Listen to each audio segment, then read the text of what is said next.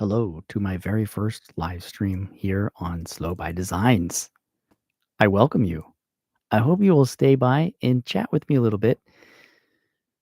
Slow by Designs, I kind of explore a lot of different things, or I guess maybe not that many things yet, but outside of the channel, I certainly have a lot of ideas. Today, on my very first upload, live stream that is, I'm going to be exploring the verb to be and the pronouns that originally accompanied, or when you conjugate pronouns rather, with the verb to be, how it can be very clear in our speech. Now, what do I mean by that? For anybody who has, for example, read Shakespeare, very famous example, another very well known example, especially 50 years ago, would have been the King James Bible.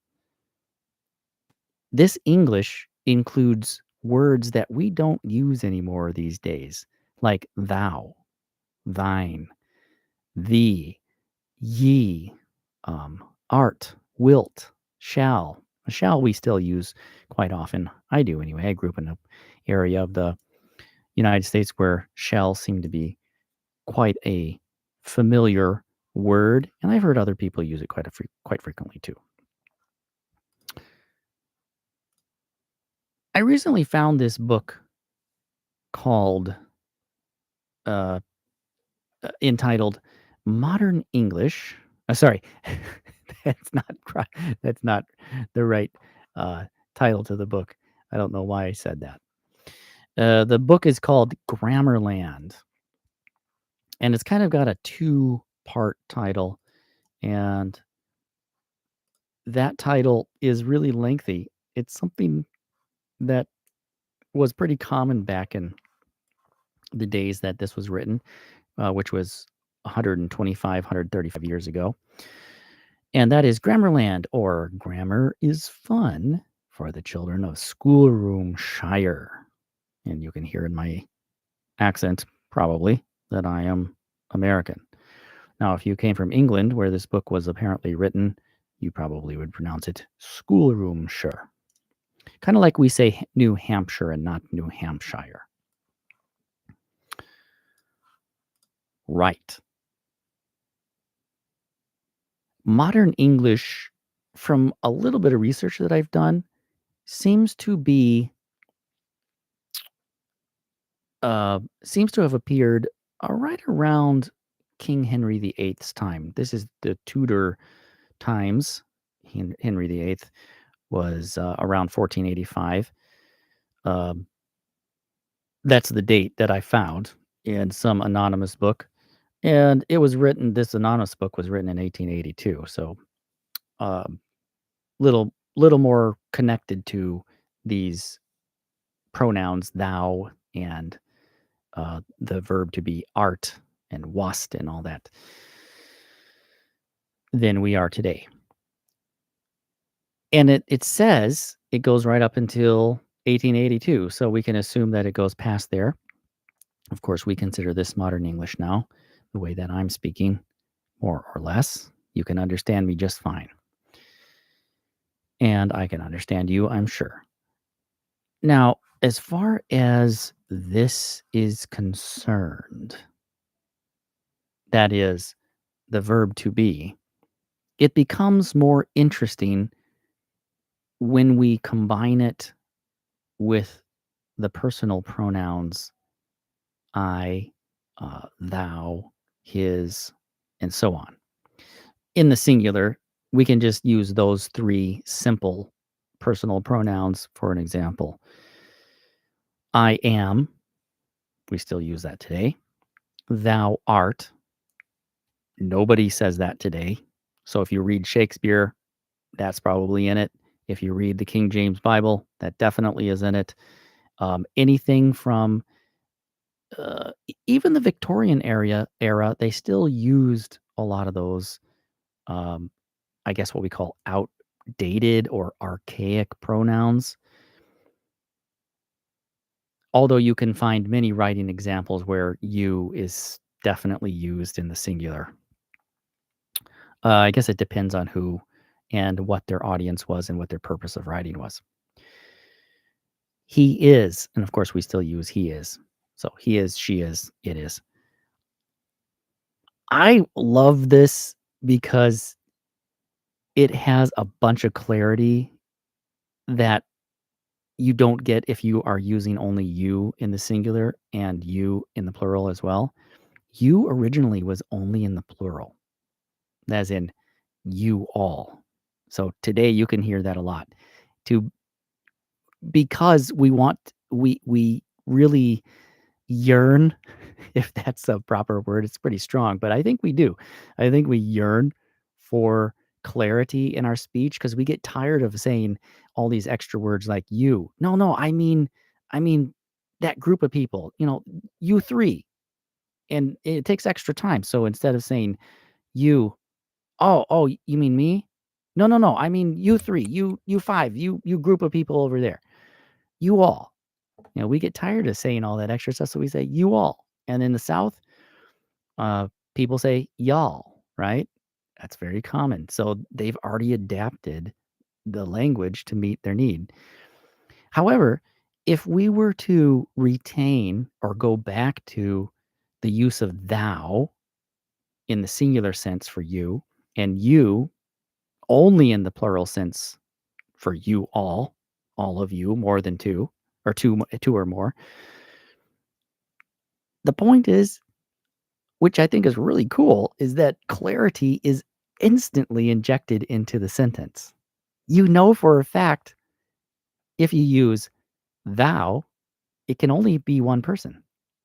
Whereas if you use you, it has to be at least two people or more. So it can be um, uh, very practical. You don't have to spend time explaining yourself. And you don't have to spend time thinking as a reader or as a listener thinking, okay, what you have to go back over the previous sentence and maybe the previous conversation or paragraph and start the whole process. And obviously, our brains are magnificent organs and they can do that process very quickly, like in split seconds or less. But it takes brain power, right? It takes that effort, and you might miss something while you're going over that checklist in your mind. So why not use the present tense? That's pretty cool, right? All right. Anybody who is seeing this, I hope you stick by. This channel is kind of a weird channel, and that's the way I meant it to be from the very beginning, basically. Slow by designs, kind of a random uh, choice of a channel name, a little bit of a dig at myself because I'm a pretty slow learner, and um, hard for me to make concrete decisions, honestly. So I don't make good decisions. But when I finally do decide that it's the right thing to do, then I kinda stick with it. So, it might take me a while to get there. Uh, I'm looking at the verb to be, and the the verb to be, when conjugated with the personal pronouns I and thou and his, we're just gonna take those 3 because I found them in this pretty interesting book called Grammarland by M.L. Nesbitt. I think it was published about 120, 130 years ago. I have been reading it because it is actually grammar in story form. They've personified this author. He has personified um, Mr. Judge Grammar and all of the parts of speech. And he's even personified parse. When you parse out a part of speech, that is to say, what is what is its function? How does it what is it doing? How do we categorize it? As in I.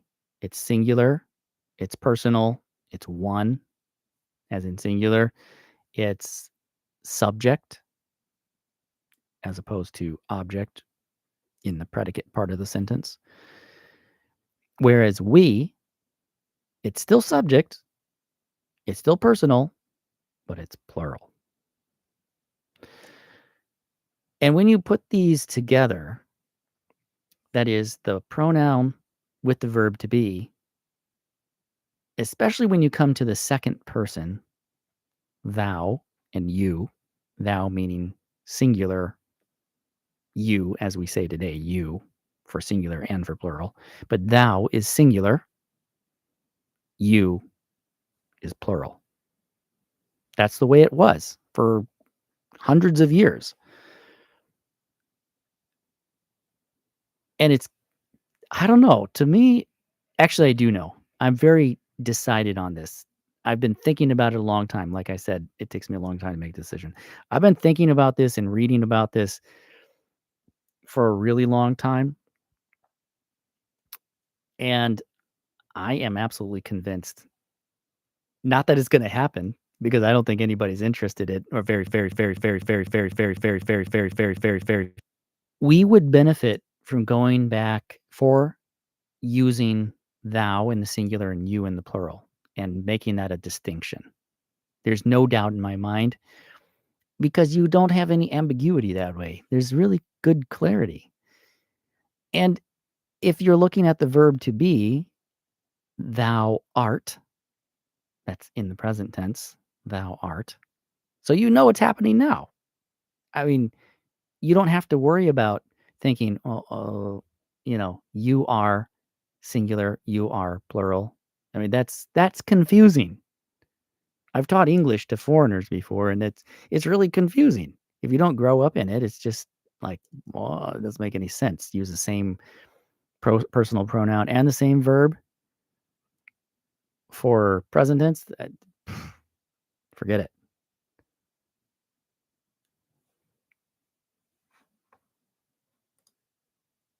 Apparently, my connection was unstable there for a little bit.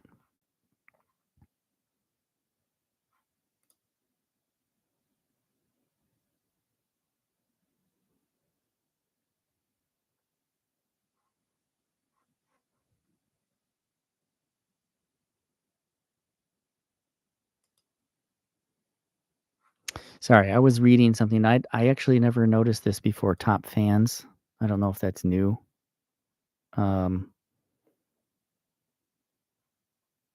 Because I've done another channel in the past, and I guess this is an update. Anyway, so in the present tense, thou art hungry.